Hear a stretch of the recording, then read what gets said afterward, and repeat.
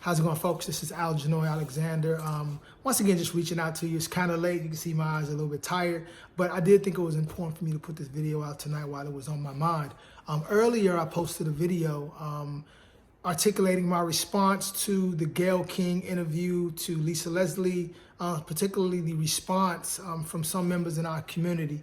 I highlighted one in particular, Snoop Dogg, who, called the sister out of her name, which in some cases led to her being threatened, her feeling unprotected, and there being a fear that she should not necessarily have had to feel.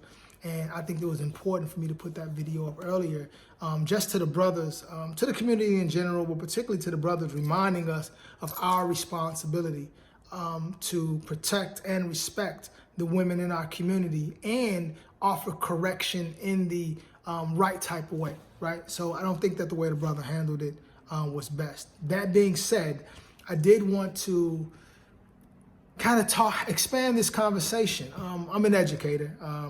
I'm an educator in various environments. I coach individuals. So my perspective is always from an educator's perspective. And I often deal with individuals and I service people who have been raised in traumatic environments, who have had traumatic experiences, and because of that, they haven't learned the appropriate ways to deal with frustration. When they're angry, when they're feeling powerless, they tend to lash out.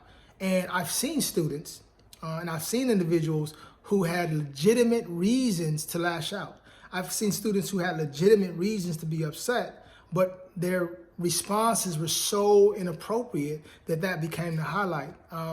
I've seen teachers mismanage students. I've seen staff mismanage students, but because the student responded with the inappropriate language, their inappropriate language became the point of focus, never really addressing the underlying cause for their anger. And I think when it comes to this situation, unless you take the time to understand where a person is coming from, it's impossible to move them to a different place. If we're not attempting to understand how Snoop Dogg or anyone else got to the point where they would say such harsh words, then it's impossible to move him to a different space. Unfortunately, we live in a world now that's controlled by media. Media has an extremely powerful impact on perceptions of people in the community. When we see black men, women being attacked, shot, seemingly unjust by police officers. We've seen people respond to that. Black Lives Matters, talking about how black people have been inappropriately policed, have been overly policed, have been overly incarcerated, have been overly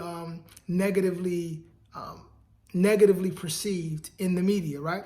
And these things just don't happen by happenstance. They're very deliberate and they're intentional. So it is important for us to hold the media.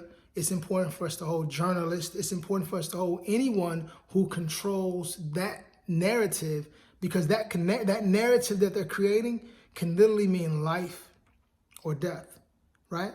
And the media is so strong and so powerful that many times, unfortunately, many people in the community feel frustrated to the point where they feel powerless. And when a person is powerless, they're going to respond in the best way that they can. And unfortunately, often we're not necessarily taught the appropriate ways to communicate that frustration, right? How do you communicate to a body, in this instance being the media, that you perceive to have so much control? How do you communicate that frustration, right? Unfortunately, it comes out at times using inappropriate language like Snoop did in this instance. But we have to understand where it's coming from. There's a perception that Gayle, whether it's Oprah Winfrey in some cases, and other media members, are using their power to, whether knowingly or unknowingly, paint black men in a negative light. And there can be harsh life and death repercussions for those, for the way those narratives are being put out there.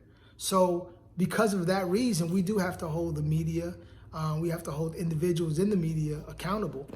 I think that in this case, because Gayle King is black, and there's a perception that she should be part of our community, she should be a little bit more sensitive about the narratives and the conversation centered around those who we value in the community. So there's a sense that she should be more sensitive to that. And when that's not done, we see the results, right? Is it correct? Is it right?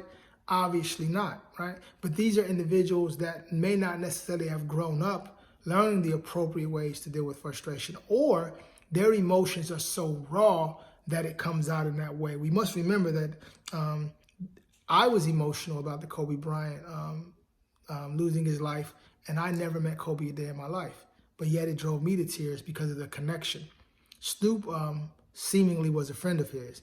There are individuals out here who really had real interactions and real relationships with him, and they are guarding his legacy closely, right? They take on that responsibility, and they take that responsibility serious. So when they see someone who's seemingly from the community putting out a narrative that can literally change the entire trajectory of how we see him, they take that seriously and inappropriately responded. And we have to distance ourselves from that inappropriate response, but we still have to address the underlying issue that they were having. We do need to be more responsible and hold the media accountable. In this instance, should she have said those statements? I don't know, right?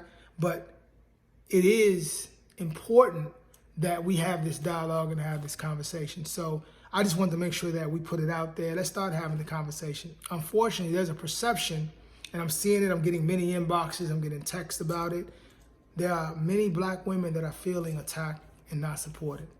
Conversely, there's a lot of brothers out here who feel that there's a narrative out here and there's an agenda that's very specific to black men that's tearing us down. And the repercussions of that narrative can be life and death.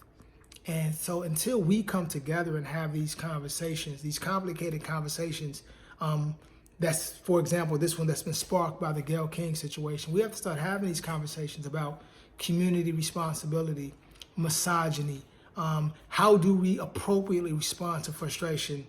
How do we appropriately hold the media to a better standard as it projects a narrative about black people, but particularly the black community and black women and black men, right?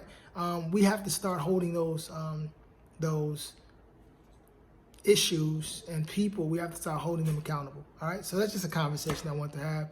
Feel free to comment below. Let's keep the conversation going. Peace.